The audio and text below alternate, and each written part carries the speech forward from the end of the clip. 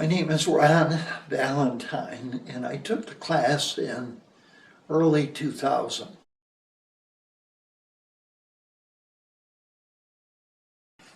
In thinking about the lay chaplain trainings program, I guess I compare it to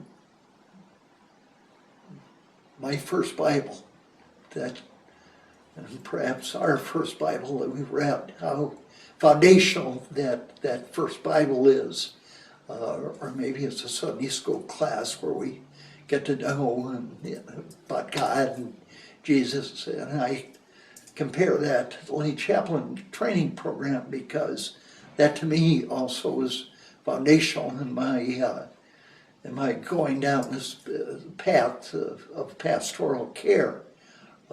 The lay chaplain training program also is, to me, has been a portal towards ministry in general, and I've continued with that. But at any rate, it was foundational in learning about theology of care, and spiritual care, and how to do assessments, spiritual assessments, and listening, active listening, being a mirror to patients that you deal with.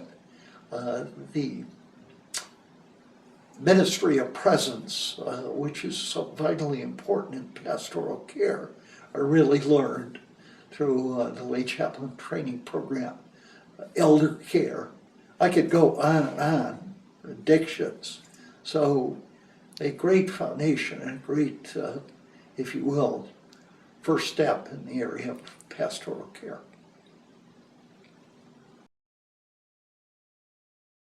Wonderful stories actually is in starting out at the nursing home.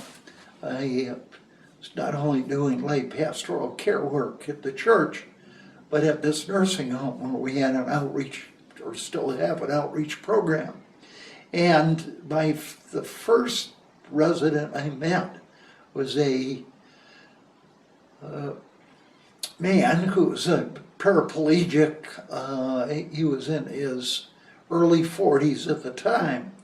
He had suffered a car accident 3 days after graduating from University of Texas with high honors in math and sciences. He was going to North Carolina because he had a fellowship for advanced studies, and he was passenger in a car.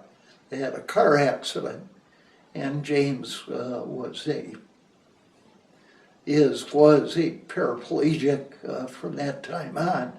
I came into the room with one of the people from the nursing home.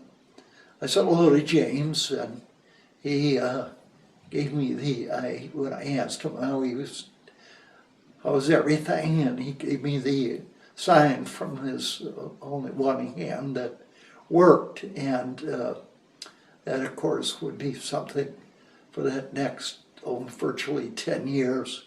When I would say hello to him coming in the room, he'd give me that.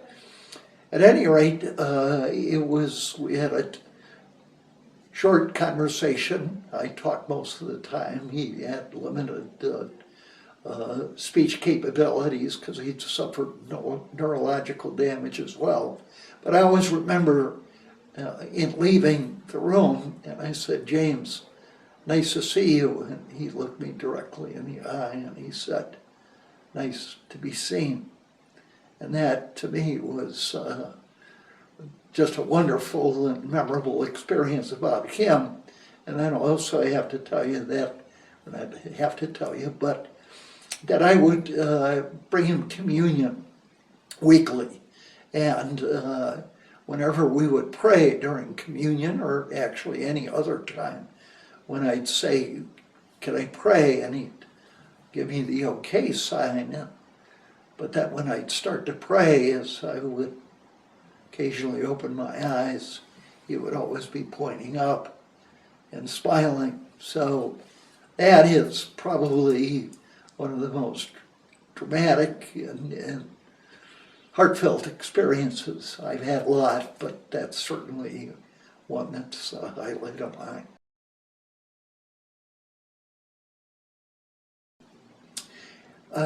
One of the primary, I do pastoral care at our church, and of course, as I said, I do pastoral care at a nursing home, and we have established an outreach program up there.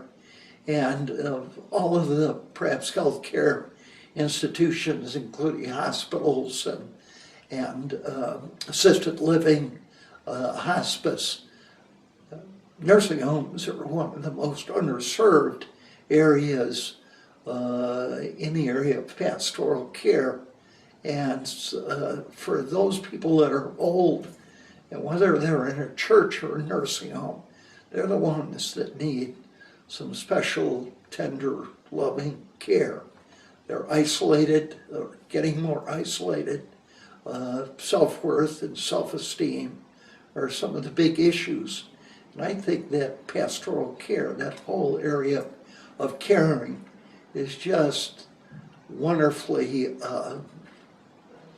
molded into what we can do in nursing homes or ministry of the elderly. So and would like to put in a plug for getting involved in elder care or nursing home ministry.